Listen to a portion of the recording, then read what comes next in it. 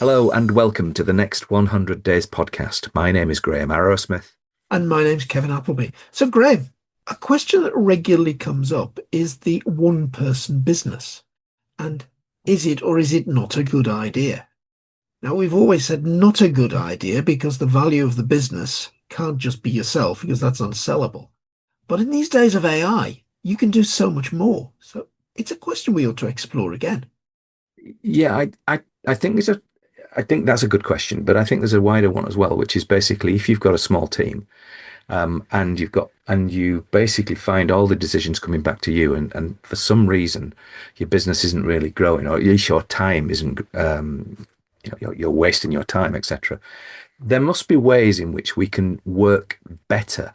So we found, well, we had to dig around for this person, but I mean, she's been hiding from us for a while, but she knows a few of our former guests. And today we've got Nicola Anderson. Nicola, welcome to the Next 100 Days podcast.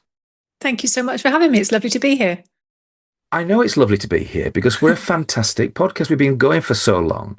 I think we're the longest running weekly business podcast in the country. Wow. And there's probably somebody from the BBC doing the research right now and saying, no, you're not, but we are. So anyway, Now we are. yeah, well, I think we are. Nicola, you run like a consultancy, a business growth consultancy, and the question that sort of Kevin mentioned, which was this idea of being a solopreneur, and needing to do more, and actually needing to create the business value, and then maybe one with a smaller team, but everything kind of all roads lead back to you to make a decision. Those are two probably slightly separate issues, but you'll probably face them. Yeah, absolutely. And I think the thing is that, we start off with a business idea or two or three, maybe one of them takes off and you start to grow a business and, and it grows around you, whether you mean it to or not. You are the center of the business and the business grows around you. And I think that's what naturally happens, unless you're acquiring a business or you're already in a fully formed business when you start. If you start something from scratch, it's you, business grows around you. So therefore the business becomes dependent on you. And I often think of it as as the business owner, as the founder, there's us sitting here in the middle and there's all these wires coming into us, which are all the decisions and all the different parts of the business running to you or through you, and you are the hub of the business that you're creating. Now, you might be a solopreneur, as you say, in which case, absolutely, everything's coming through you. Or you might have a small team, perhaps, and still, more people, more decisions, more responsibilities, and more wires coming in and out of you that need your input, your decisions. And that's fine to a while. And I find that with businesses, kind of as you kind of approach in the kind of maybe 1 million turnover, 5 million turnover, even. That's sustainable, and it kind of has to be sustainable to a point, really, because we don't have infinite funds potentially. But once you get to that sort of size where you are turning over kind of, you're in the low millions and your turnover is significant, you get to that point where you're all consumed by your business. You have no time to think, no headspace. You're involved in everything. And what tends to happen in my experience is you stop growing. The growth stalls. And the growth stalls because you've not got that space to be that entrepreneur, that headspace. You've not got that capacity to think, the capacity to look forward, the capacity to even look externally if you're now at the point where you want to think about acquisitions, for instance. So at that point, you are, as I say, you're at capacity. And if and that's fine if you're happy there, if that's where you wanted to get to, you're happy, your life is what you want it to be, great. But for most people it isn't. They've probably lost that life balance as well. Being at capacity, having all these other things you want to do outside of the business sitting there. Yeah, and it becomes a challenge, right? Trying to balance all of those things. And I think that we all create a business for a reason. And quite often it's because you want a different lifestyle to the one that perhaps you had in the corporate world. You want to be, you want more flexibility. You want to be able to make your own decisions. You want to be able to create a life that you enjoy, that works for you, your family, your loved ones. and that business gives you the flexibility and the freedom to do that. But you kind of lose that along the way of growing and becoming more and more successful. So Yeah, your capacity is at its limits within the business and I've got a externally as well. Then, I've got a bugbear actually, Nicola, with oh, just go about for it. every time management, project management system that exists. They all seem to work on the basis of, oh, let's plan out some objectives. Mm-hmm. Now let's create 100,000 tasks to execute in order to do this. Then we get the calendar application that says, oh, I'm going to time block into your diary to get these tasks done. And it seems that all of these systems are entirely designed to take up every possible hour they can find in order to fill up your working day. Absolutely. And I think, and even if you're smart enough to put time in your diary and block it out for strategic thinking, CEO time, whatever you want to call it, I bet that's the time that goes first from your calendar. That's the first bit of time that you lose, that Yeah, you set the always. intention at the beginning of the day, the beginning of the week, and it'll be the bit that goes first because somebody in your team or a client or a supplier needs you. And that's the Mm. thing that you drop, right? And so I think that there's a massive thing that needs to happen for you to continue that growth. And really, it all comes down to looking at what is running through you, those wires again. Yeah, what is coming to you, what's running through you, and what really should be running through you, if you want to continue to grow. And I have a framework I take people through, which tries to help them put a lens on that, holds a mirror up to that, to see what is it that I am doing day to day, and what is it I should be doing day to day. And that framework is called Dash, and it starts with delegation because, but with delegation comes trust or the need for trust. So we all have things that coming through us that we should delegate. We know we should delegate, but we don't.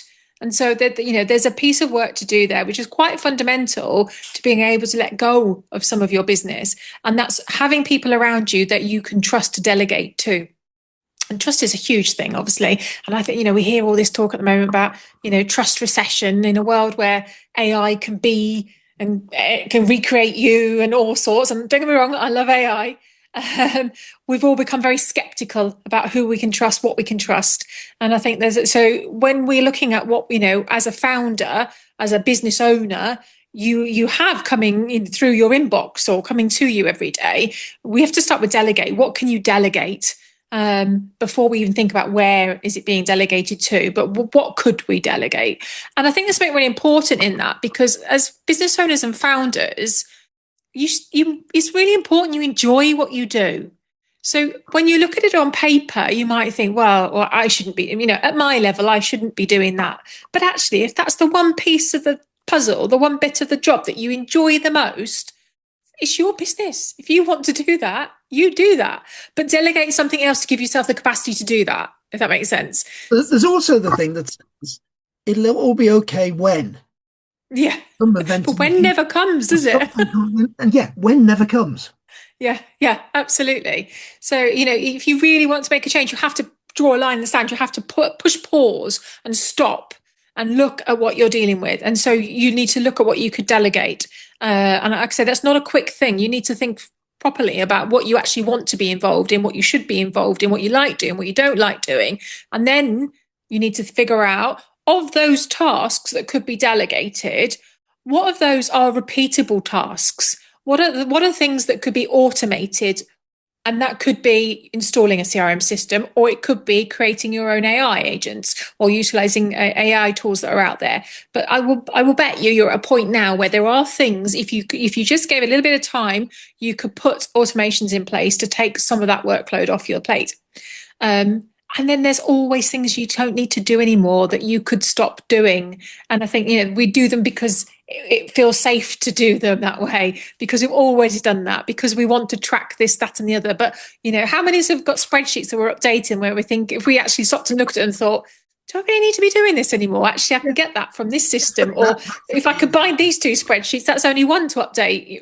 There'll be something, at least something, one or two things that you could stop doing, right? A start point for me. Say the client came along to me and said, "Oh, my month end at the moment takes 7 days, Kevin. I need to get it Good down to grief. well, let's look at everything you're doing. And you'd Mm, start plotting it out on a whiteboard or a big sheet of brown paper, and then you'd ask them, and why are you doing that? And the answer is, mm. because we've always done that. Yes, Oh, exactly. because whoever did the job before me told me I had to do it. And then you start thinking, well, actually, what value does it add? Does it have to happen? Who reads the output from it? Yeah, Yeah, yeah, yeah, yeah, absolutely. What do you do with that report that you've just produced? Where does it go? yeah, Do you look at it again? yeah, So there will be stuff that you could that you're doing that perhaps you don't really need to do, or you don't need to do it to the nth degree that you're currently doing it. Um, and when you've gone through that process, and this isn't a short process, obviously, when you've figured out what could be delegated, when you've automated what can be automated, when you've stopped doing the things that aren't necessary anymore or aren't needed anymore, then you can think about hiring. And by hiring, I don't necessarily mean bringing somebody full time into the business. It could be outsourcing. But I think what happens and what I see a lot is with a lot of business owners is, we're busy, we're rushing, we've got too much on our plate. What's the immediate fix that you think you need? Is I need somebody to help me. I need to hire somebody. So quite often we start with, I need to hire somebody. And actually, I don't think that is the first question that you should be asking. It should be, what can I do with the work that's coming through me to create more capacity before I hire somebody? Because when you're, especially when you're in that kind of, it's quite a vulnerable stage when you're in that kind of the 1 to 5 million mark, isn't it? You can make a couple of mistakes, or and we all make them, of course we do. That's how we learn, right? But you can very quickly erode your bottom line, your margin, by making a couple of wrong decisions, hiring a couple of people at quite a high salary range, maybe thinking I need a maybe I'm ready, I need a COO. You bring somebody in with a high salary, it has an impact. They're not necessarily revenue generating, and before you know it, your margins aren't where they used to be. And actually, if you'd taken the time to actually stop and look at your business, perhaps if you'd have worked through that process and worked out what could be delegated, automated, or stopped, what you actually needed is perhaps a fractional COO, perhaps a couple of days a week, or a really good business manager or a really good office manager. Even you might still need the CEO, but until you go through that process you won't know, and you can make the mistake of hiring too quickly at too high a level, and that will have a negative impact to your business. Plus, if we hire quickly to solve a problem that we have now, where I need some help, I need somebody, they come in, they fix that thing, whatever the thing is that's causing you the pressure, that thing gets sorted, and then they're coming to you saying, "What would you like me to look at next? What shall I do now? What's?" And all of a sudden you've got another wire coming to you, more decisions to make, more responsibility, somebody else tugging at you. If you haven't sat down and you haven't got a strategy in place that you're bringing this person in to help you deliver. So there's a lot to think about, and when you're stuck in the middle of it all and you haven't got any thinking time, that can feel quite a lot, and the pressure can feel quite immense, and it can feel quite lonely too, right? So you do need somebody that you can reach out to, lean on, that maybe even AI. Maybe you've got your Claude trained up and you can have a good old chat with your Claude about it late at night about how am I going to solve this problem. But it is about, I think, taking that time to pause and think, yeah, I need to prioritize a bit of CEO time here. I actually need to stop and think about what it is I'm doing. Otherwise, nothing's going to change. Yeah, that's what I think. Well, that's a really short answer to a very long question that Kevin must have asked. Seriously, the one thing that I know about you is you've been in business for roughly about 20, or you've been doing this more or less for 25 years, which it's almost impossible to believe that. But having said that, you're dealing with some pretty special businesses, some of which we know, Mhm. and you know you wouldn't think that certain people that we know who you deal with would have this issue. So, when you were first engaged, what was it that they were thinking about? I mean, maybe this dash thing, maybe that's what they kind of figured out part of that. But why did they turn up at your door? So there's normally a couple of reasons. They either want to grow, they've got the business to a certain point and they want to continue to grow. They've maybe got an exit event in mind. And to be honest, it probably all leads back to an exit event, but there's different types of exit events, right? Isn't there? So, there may be, they want to continue growing. There's a number they're trying to get to, and then they want to sell the business. They know that the business isn't saleable if it's dependent on them, because that's not a saleable business. You're not selling yourself, you're selling the business. So the business has to be able to function without you in it. So there's that.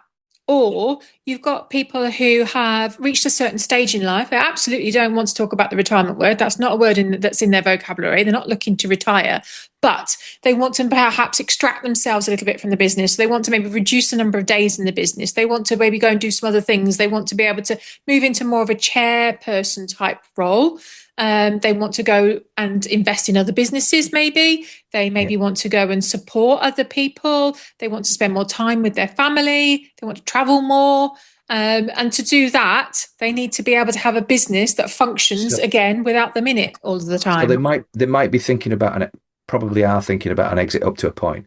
But they might want more time from themselves to be able to dedicate to other things other than the work. Now, on both of those counts, I can understand needing some sort of advice.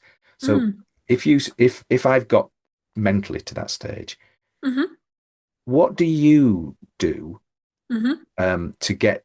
I mean, do you start with Dash? I do.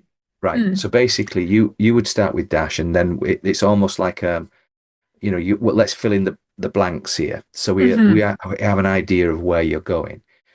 So if that's the case, then basically, once you've kind of got this patchwork of understanding, this Dash understanding, and I mean it's a patchwork because they're different things really in a way. But basically, once you've got that, is the strategy always obvious? So I think what comes out of working through the Dash framework is an action plan. So there becomes really clear indicators of key things that have to happen to move out of that middle of that day to day. Now, as a business up to 5 million, if we're talking about that sort of size business, there will always be a requirement for you to be part of the day to day to a degree, or somebody in that space. And so what comes out of it is a clear action plan. And then it could be that, okay, yeah, you're right. I've had it before. We need a CRM system, and we need that CRM system because yes, we want to track our metrics. Yes, we want to be able to see how we're performing, but also because the founder, the business owner, wants visibility. Because if we come back to the beginning where we talked about trust, visibility gives you trust. I've got one client who bought a camper van, wants to travel more, doesn't want to be stuck in his business 5 days a week anymore. Loves his business, but just wants to be able to go out and travel and see more of the world. So when he's out traveling around Europe in his camper van, he wants security of seeing the statistics, the data in his business to give him comfort that all is well. And that means that he can carry on his journey and off he goes to another country. If he hasn't got that, then he's always worrying. He's always concerned. He hasn't got comfort that all is well. And so, it could be something as simple as I say, as putting in the CRM system so they've got data and visibility. So he's just about to cross into Italy and the numbers have gone down. So what does he do? Just turn the camper van round and head back home? Well, I think that depends. Well, hopefully not. Hopefully by that point, he's got a structure within the business of people that he trusts. So he's in communication with somebody, his right-hand person that, he can speak to and understand why the numbers perhaps aren't where they should be. And I think that comes out of the process as well. It's, who do you trust in your team? Have you got the visibility of what's happening in your business when you're not there? Is everybody on the same page? Is everybody pulling in the same direction? Do we all know where we're trying to get to? Do we all know what the strategy is here? And I'm not, I've got mixed feelings on SMART goals. Do we all know the direction we're heading in? That's key, really, because if you're not sharing that with your team, then they might have their own agendas or what they think is what we're supposed to be doing. If you don't share what's in your head and where you want to get to, we're all going off in different directions, thinking we're doing the right thing, and we're not creating opportunities for growth. That is a very good point. Clarity of sort of where you want to get to. I've got a 3-ish year goal, Okay. shall we say, exit plan. Hmm. And I have roughly three business lines, and one at the moment is producing most of the money. One's probably going to produce a lot more money very quickly, and then the other one might produce a lot of money. So basically, these lines are, and I'm thinking over that 3-year period, how do I allocate myself while still having fun? I don't want to work myself into an early grave, and that's one of the things that Dr. Anton, a previous guest on here, said. Well, if you don't think about retiring, holy Graham, because you'll be, you won't need a Christmas tree, because it'd be a waste of money. But the whole purpose is if when you retire, often you somehow you don't have that purpose. But when you're Yeah. like in the thick of things and you're doing things, you definitely have that purpose. And so it's almost like, I don't know, it must do something to you Yeah. inside. To me, Graham, there's something about getting rid of the stress of having all of these moving parts flying around you, but still having the involvement to the extent that it keeps your brain busy, you're communicating with people, you're doing all of the things that Dr. Anton would tell you that you shouldn't lose because and the reason that you shouldn't retire. Well, it's probably something you've talked about, Nicola, but basically, isn't it? It's almost like the elevation to the kind of work that you're really on this earth for in your context, in your work. Hmm. And if I was to do some of the really easy stuff, we've talked about this in the past, Kevin, that the minimum wage stuff versus the, I don't know, £10,000 an hour stuff. That's basically if you can do more of the sort of things that are going to move the dial a little bit and do something about the other things, and that might be AI, it might be other systems, or even people. But is that kind of the solution, Nicola? Yeah, I think so. I think we all need a purpose, don't we? As humans, we need a purpose. We need Yeah. something to get us out of bed in the morning, and and to Yeah. drive us, and to excite us, and to it's something we enjoy, but and challenge us, because we as humans we get bored really easily too, don't we? Yeah. So I think that that's really important, and I think that what I find is that with founders that you know, particularly entrepreneurs, business owners, that they don't no, they don't want to retire. They just want a different type of life Yeah. from their business that they've worked so hard to grow. They just want it to give them a different type of life. And I think that, you're right. So I think it's about keeping your mind sharp as well, isn't it? It's like AI. Yeah. We're all constantly learning at the moment, right? Yeah. Because there's so much there to learn, and I think it's going to continue to do so for some time to come. But with AI, you kind of if you become all consumed with AI and you only have AI in your business and no humans, then you start to miss something, that human connection, that reality of dealing with humans. And I think the best businesses of the future will be what I like, the team of the future will be the ones that will be successful, will be the ones that have AI, have humans, and they integrate them well. We, I work with a guy, we providing AI solutions, and this guy told us a story a couple of weeks ago, and he said that we were asked to do an analysis of this particular person who was offered this range of AI services to a rather large company, and so they did this analysis of this person and his company. And they one of the things that they uncovered was just how many people were working there. One, Oh one, wow. one person was working there. And then when you start to think about the potential liability of, just the work that he was providing for this large company, and I seem to remember the name, but I'm not going to mention it. But the point is, it was an incredibly risky outcome.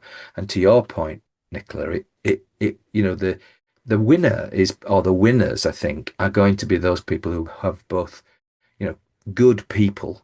I Yeah. mean, real people who can talk to people, and also Mm. great AI solutions. So that kind of rules Kevin out because he's just an AI anyway. It's just an avatar you're seeing in front of him. But no, seriously, I'm not that good at AI yet. pardon? I'm not that good at AI yet. I've No, tried writing. I mean, the things that we're involved. Sorry, but the point I was getting at was that there's an incredible risk thing that you can go. I mean, just that piece of work. I saw the work, and it was like, gee, you couldn't possibly want to deal with this guy, even though on the face of it, he had a lot of solutions and so forth. But he was knocked down by a bus tomorrow. Yeah. Your Yeah. business has got a massive risk. So, of course, what they did, they paid for this research, and they obviously didn't go ahead with the other guy. And it wasn't like trying to nail a competitor, because he wasn't a competitor. But the whole idea was AI.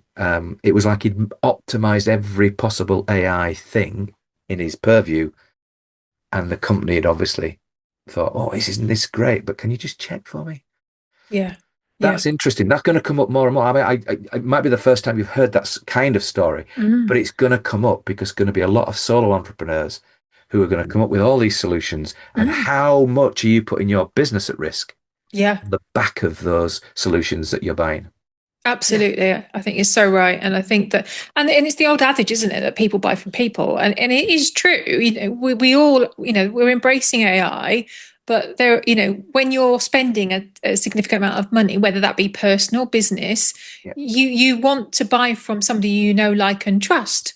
And yeah, so you want that human connection. You're happy for them to be supported by AI, yeah, and that might bring the cost of what you're procuring down, even make it more accessible. But mhm, as humans, we want that connection. We need that connection. Is what yeah, makes us human. So I think it's all about balance now, and I think it's all about building a business that embraces the new technology but yeah. doesn't forget the humanness of it all, if that's such a word. But yeah. I completely agree. And so basically, then you've got this Dash system. Is Mm. is that is that what you get up every day and you talk about Dash all day long? Or, Um, or do you move into other areas? Oh yeah, no, moving to other areas. It's a really great starting point. So if I've got somebody that comes to me and that, like, they know that they need support. The business isn't quite as they want it to be. They're either feeling overwhelmed with Right. everything that's coming through them, or they just feel stagnant, like they can't grow. The growth has stalled, perhaps, or what I do sometimes see as well is actually the growth has started to decline. It's gone backwards Mm. because they got to a point, they had a bumpy year, but they didn't have all the systems and processes in place to enable that to continue to grow. And actually, what's happened is while they were busy delivering the work, for instance, that they'd won, the eye was off the ball for winning more. And they kind of get to that point and then they start to slip back. So that can happen as well. And I think so. Dash is just a really good place to start with to figure out what's actually going on in the business, what is happening, what's coming through you. And then we start to fix the problems. And, Yeah. it could be that they need, like I said before, systems, as in, CRM systems. It could be people. It could be, they haven't got a clear strategy. It could be that they don't have a senior leadership team. They're at that point where they do need a senior leadership team if they want to keep growing. So Yeah. they're all manner of things that are needed within a business to push them forward to continue to grow or And, continue to and get to their exit point. so what do they type into chat or Claude to find you? That's a really good question. I think that they generally type things like um, I'm always firefighting. I feel trapped. I'm not enjoying my business anymore. I need, I need more capacity. How do I grow my business? So it's all those things that, they've come up against this wall but it was all going so well. They were growing year on year. Everything was great. And now it just feels tougher than it used to. The growth has stalled and the enjoyment has started to slip. I was asking for a friend, Kevin, but no, no, no, Ah, no, no. I kind of, in a way, that's what they might put into a prompt because they don't know you, and that's, No. and then it goes away and it says, well, who on earth is going to be the antidote to this? Mm. So they then sort of find you, Hmm.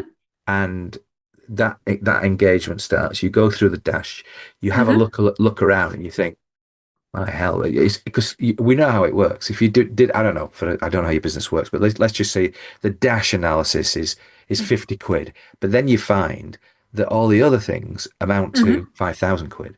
And Hmm. is that in other words, your entry, sorry, the 50 dash is probably more than 50 quid, but the point is that you have an infinitely bigger opportunity once you're on the inside. Yeah, absolutely. So the way I do it, I start with an intensive, which is where for 30 days we'll go through everything. We look at Dash and we'll figure out what the action plan is, what actually needs to change, what needs to happen for Right. things to change, and then there's your action plan. You can either take it and run with it and you do it yourself, Right. and reach out if you need me, or if you want somebody to help you make these things happen, then that's where myself and my team come in. So that could be, and so then we form a partnership, and then I will help with all the accountability, the strategizing, some of the implementation, and then I have a team of people that work with me where we can get really into the nitty gritty if you want us to, And so be that a what do you, CRM system, for instance, or yeah. so what have you found your customers saying about you behind your back? Oh, that's a good question. Oh, I mean, No, I me think ask the killer question. Well done. I think what they say is that, what I know they say is that is they love the positivity and the excuse me, get done that Yeah. happens when I'm Yeah. around, because it Yeah. makes them take action. It Right. makes them deal with what they know needs to be dealt with. It's somebody to be there listening, their trusted advisor that's kind of helping them, supporting them, but gently pushing them along as well to help them achieve what they wanted to achieve. So, because otherwise it's really easy, isn't it, to slip back into the day to day and just do things the way you always did it. And it's lonely at the top as well, isn't it? It can be quite a lonely task when Yeah. you're leading a business, particularly if even without a team, it can be quite lonely. So just having somebody that's kind of like is on your side, that's got your Yeah. back, that's helping you, Yeah. that's what I know that they benefit from, and what they feel that it's like I'm not alone anymore. I mean, I haven't checked, but I can tell from your accent that you're somewhere in the middle of the country. I could probably take a shot at where you're from, but let's just say it's broadly the West Midlands, but effectively, I might be wrong. But the thing is, do you operate largely within a short drive, or are you quite happy to take a client in Scotland or Yorkshire Yeah, even? yeah, Yeah. absolutely. So I'm based in Nottinghamshire, Right. not too far from Trent Bridge for those that like their cricket. Right. And but I have clients locally, and I have clients all over the UK, basically. Yeah, Miles and off then. I mean, you're yeah. East Midlands, not West Midlands. You're very Amazing. close. You were very Uh, close. uh, And uh, I'm South Notts as well. So it's are nearly you? the Midlands. So Oh, I yeah, see. you Fair nearly enough. had Okay. it. Okay. Fair enough. But I've got clients all over the UK. And Yeah. so, yeah, so that doesn't, and it's not to say that I work wholly remotely. I don't, I'm off to Gloucester next week to see a client in Gloucester. Tomorrow I'm off to Peterborough. Yeah. Yeah, I have, Yeah. I'll go wherever good clients are. I like working with good people, with good businesses where I really think that I can help make a difference. Well, I mean, Kevin's up in the Northumberland, so it's going to be a long Lovely. drive for that. Not worth going though, I Hey, suppose. Graham. But no, seriously though, you probably have to have a fair budget to engage you. Is it reasonable to think that it's not going to your benefit to them is you're going to fix in a way their business, or at least you're going to give them the plan that's going to helpfully fix their business. But that's going to be for a certain amount of money. I mean, Um, do you want to sort of share the broad, uh, the broad cost of Yeah, engagement? sure. So to do my to do the intensive, the capacity intensive, where we work together for 30 days Yeah, to go through the Dash framework, and we define what the action plan is, and then we keep in communication through that month to start the ball rolling. So that process is £2,500. right. But what I have a calculator which I can share with people, which shows you based on what's running through you, how many days a month you could save by putting in place the action plan. And obviously that Yeah, equates to numbers. So yeah, what it costs to work with me for a month, you will make that back and some if you yeah. apply just some of the actions that we identify. So it Super. should be cost neutral to the business owner and start to make some money as they move forward. I mean, that's really good. I mean, your reputation. Doing a little bit of research on you. I mean, people do like you, and I can understand why. It's almost like that smart, that not smart, but that smart but very um, grounded way in Mhm. which you're communicating, and that comes across in spades. but you're still quite young, and I would say that you've got, I don't know, so many years, maybe a couple of decades or so of a career. You might not want to spend all that time, but let's just say you did. What would you like to achieve in that time? So, I mean, I'm in my 50s and I My can't see goodness. myself ever Well, retiring, if that I'm Botox is honest. working really well then. I mean, well done.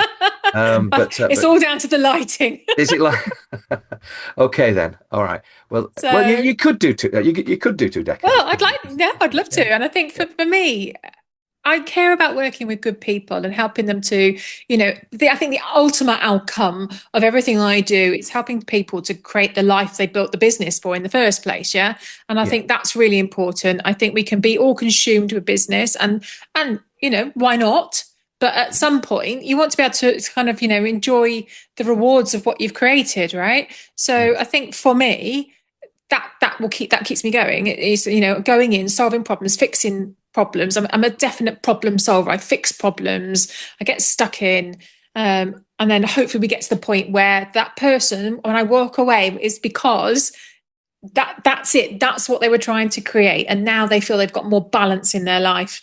And my big daydream is that at some point I'll go and live in a gîte in France, drink lots of wine, eat lots of cheese, and help people a couple of days a week instead of 5 days a week. That would be a Yeah. good result for my business. Your skin will be buggered by Christmas. Honestly, don't do that. I mean, working with the bloody French, they all look like they're out 90-year-old. But no, no.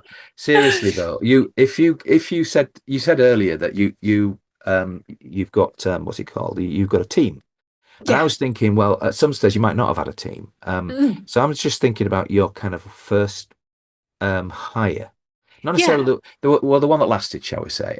Yeah. And what was it about that person that you knew was really going to help you? Yeah. So my team are all freelancers. So I Okay. like to support other freelancers in as much as Right. I'm a freelancer. Yeah. But I have a fantastic business manager whose name is Pippa Whitfield. She's absolutely phenomenal. She's really helped me to grow my business. Yeah. And she has a team of really great people in her team that we use Yeah. to help us with the implementation. Yeah. So Yeah. and I did my research on who she is. She came recommended to me, and I think recommendations in business are so valuable, aren't they? Yeah. Because we are sort of putting a lot of trust in people, and so yeah, she's been an absolute game changer for me because there's only so much you can achieve alone, Yeah. and I think that's for us and for the businesses that I work with. So to have somebody as a sounding board to help you think bigger, help you dream bigger, even Yeah. it's a game changer. And when you find that right person that you really trust, Yeah. um, it really helps to gives you more confidence in what you're trying to achieve, and it Yeah. gives you more scope as a business to grow, and it makes it more enjoyable than when you do it all alone. I couldn't agree more. I've my assistant Pfizer has been she's worked with me now for 2 years, and she's an expert in developing our AI solutions. She really has grasped it really well, and she's been back with her parents in India for about 6 weeks. Wow. And I mean, she has been working, of course. I mean, we do Zoom and all that, but Hmm. it's completely different from when she's actually here, Hmm. and it's a different sort of feeling. But you just have to accept the fact that sometimes you're going to have to work remotely. But Yeah. the impact that a young person, and obviously female, has on my perspective, Mm. it just balances in. It's almost like a yin to a yang. It's not quite like that, but it gives you a like a balanced view, I think. Yeah, absolutely. I think that when you're building a team, I think we can sometimes be guilty of just recruiting clones, Yeah. and I think whilst there's some scope for that, when you're building a really good team, you want complementary skills in that Yeah. team. Very much. If you just recruit somebody that's just like you, you're still missing the things in the business which perhaps aren't your forte. And I So think I it's just about getting a balance. And, I use a profiling tool to make sure that I do that when I'm working with clients to help them build teams. You right. want a full skill set to be able to grow a business. I don't think we should put it to a vote to get another person like me. I think that would, I think I'd lose that one. The world But definitely doesn't want another person like you, Graham. that's true. I found my niche or niche, as they say, over in the over the bridge. Anyway, the thing is, you have this wonderful business. You're obviously you're still young. You've got another couple of decades to work through. You've got this G in mind. What's What's the most challenging thing that you think you face over the next, and our business is, our podcast is the next 100 days, but that's one Mm. perspective. But let's just say the next decade.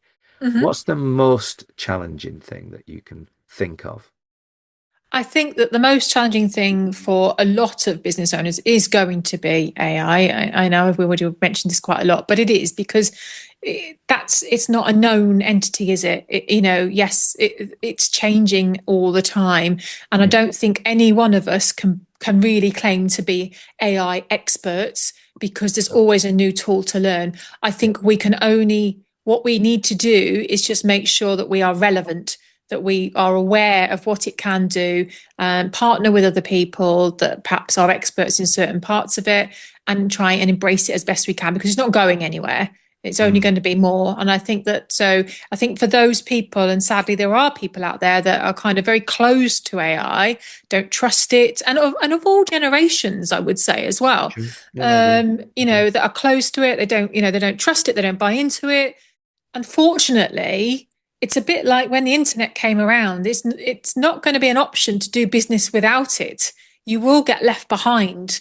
And so Yeah, I think that is the biggest challenge facing everybody that at the moment, in the longer term. yeah. I So mean, I would say that really technology and AI, yeah. I agree with you. I mentioned I worked with a guy called Flint, and he back in the day when the internet came along, he decided his life's work was to work out why people say yes on websites. Mm. So he was all about figuring out why people say yes, and therefore it became all about conversion. And he's got 10,000 marketing experiments. They're all researched, etc., and that's built into our product. Now, the latest thing, and this is the thing that I can't possibly retire. The latest thing that we're thinking about is how do we make, and it's not even a dream, it's what we're working on, and we will have solutions within weeks, possibly a couple of weeks. How do we make dumb websites? And I think every single website that you've ever been to is literally dumb. As in, it's not sentient, it's not thinking, it's not got, shall we say, AI infused in it. We will infuse it into it. So basically, we'll have intelligent websites that enable, when you turn up on your site, I'm looking at your site right now, and your site's wonderful, by the way. You've got this very, very kind of like enigmatic picture of you on the front cover, and Thank you. in a posh background. So that's probably your house or something like that. And the thing Oh, is, I wish. yeah, all right, fair enough. And but the point is, you go to your website, but still don't quite get it, and I've got to try and search for what I want. Mm, But if I have a specific, and let's just say there's a little box there, or there's a little thing, just talk to me, and then basically I talk to, and then your website changes. It's not got your picture, an enigmatic picture anymore. It's got the answer from your resources right in yes, front of them, yes, and it gradually, and it, well, not gradually, it pushes you to a conversion, which might be a meeting with you, or it yes, might be purchasing something of fairly whatever low value. yes, And yes. that's our aim. And I just don't see other people doing this right now. No, And for me, I'm incredibly excited by the potential of it, because it means every single business can move there. Forgive me for saying it, but dumb, because it might be deterministic. It might click from this thing to that thing, but think about it from a yeah, human point of view. I have to go all the way around here to find out the answer to this, and I'm yeah, still not sure it's the right answer. So yeah, yeah, basically, it's that ability to actually do that, and actually come up with a solution, but it physically changes the way in which it looks on the page. Yeah. yes. So we're extraordinarily excited for this. Sounds very exciting. Yeah. I'm Mm. intrigued to go and find out more. Well, Your I'll idea make of the sure product. to tell you when we have Thank something you. to say. But Yeah. Kevin, I love the idea of the product, and that comes back to the retire or not retire question that keeps coming up regularly in podcasts that we record. There's too it's because much we're in our 60s, going on Kevin. like this. We Surely There's not. something that's kind of been brainwashed into us since we were 5-year-olds. You get to 65 and you stop, you retire. But having got there, there's so much going on, so much that's interesting. Now, just because ancient history has told you that's what you do, Mm. oh, but then the challenge comes up, well, what about all these things you've been putting off until you retire? Yeah, yeah. That flips back into what we've been talking about today. How do you make space to do them? Yeah. yeah. Yeah, And I think that, I mean, I don't know the numbers, but I'm quite sure there's never been so many entrepreneurs, is there? No. And so many business owners in the UK, small business owners, SMEs. And that affords you the opportunity to live a different life Yeah, where you don't absolutely. have to just, wait until you've finished your corporate career and you've been in the same job or for the same company for however many years and then retire. I think actually what it does, it gives you the opportunity to do more of what you enjoy sooner in life if your business model's right, and still have the funds to do that as well if your business is successful. And I think that's a much more healthy place to be than Yeah, just getting to that point where, okay, well, today I stop. Now, what's my purpose? Who am I now? And actually, I think that if we can get to the point where we have that balance, um, I think that's a healthier thing. That's a better place to be. much, much to be. Yeah, for sure. you're a fascinating young lady, Nicola, and I Thank you. think I think if somebody really wants help with these issues to do with, I don't know, making more capacity in your business so that you can do Mm, either other things or better things, whatever that yeah. is, like you said, investing in other businesses, whatever it's going to Mm, be, mm. then you have to beat a path to this sort of South Nottingham sort of based lady, and she will jump in her car and come to. I mean, I will. if she's prepared to drive all of 40 miles to Peterborough or maybe 50 miles to Gloucester, then she might come as far as Edinburgh I or will. even London, that big London. Oh yes. But Get on the train then. That'll yeah, be an outing for the yeah. day. Have you noticed that anybody living in London, it's a lot harder to get up north than it is from the north to get back down Oh, to London? I yeah. don't know why that Yeah, is. yeah, yeah, yeah, yeah. I It's know. not the Yeah, same I that's know. something distance, for a obviously. consulting career, Graham. If you're supposed to be doing something in London, there were all sorts of looks and say, "Why? It's after 9:30, Kevin. Why aren't you here?" Then you're on a project in Newcastle, and all the London folk turn up at 11 or 12 o'clock on a Monday morning.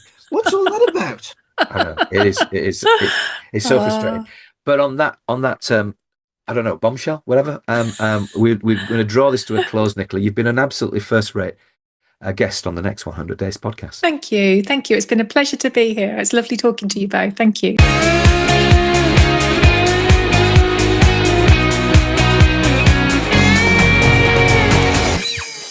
Gosh, Graham, we covered a lot there. Yeah. Now, we've asked that question of so many different angles about retirement, not retirement. It came up yet again in that conversation, but even though that conversation is relevant to anybody who is an entrepreneur wanting to grow a business, wanting to create more space for themselves. Yeah, I mean, retirement's an odd word, but I mean, it means something to us, don't you? Certainly in our 60s. But basically, but if you want to retire a part of your daily work almost and move other things into that space with purpose and all the rest of it, it's the same kind of word or at least intention. And so the things that Nicola has been discussing, I think I think it really stands out for people. So if you're either approaching retirement, which many of our listeners are, or you actually gone through retirement, or you are in a business where you need to get more space in your time and your day, who should you call? Ghostbusters. That as well. So yeah, all right. So it's been a fascinating conversation, and like Nicholas said, it's the first time she's been interviewed by two people. And it's just the way that we do it, I think, Kevin. Oh, I think it is. I think it is. And the other part is we don't script. A lot of Oh, we can't possibly script. How can you script this? a lot of podcasters think, oh, the best thing you've got to do is totally research the guest, have a Uh, long list of pre-prepared questions. yeah. Does not work. You need to do a bit of research and know who you're talking to, but actually you want to do so little research that when the guest comes along, you're still curious. Yes, absolutely. That, I couldn't have said it better. It exactly that. I think you have to do a modicum to show you have some intelligence in terms of the kinds of direction the conversation is going to go. But the beauty is that the conversation goes where it takes itself. Exactly. And I think that's a far more interesting listen than, right, next question 19 out of 20. Oh my goodness. I find that very, very frustrating. And if you listen to a podcast like that, well, stop and listen to the next 100 days. But if they've So, heard, they're already listening to the next 100 days. well, tell other people, I tell you recommend what, this to other Graham, that people. could be an ideal bit to cut as a short for YouTube so that people might see it or put it on Facebook. Yeah, that's a good idea. Right. So, on that note, I've been Graham Arrowsmith. I've been Kevin Appleby. Goodbye. Goodbye.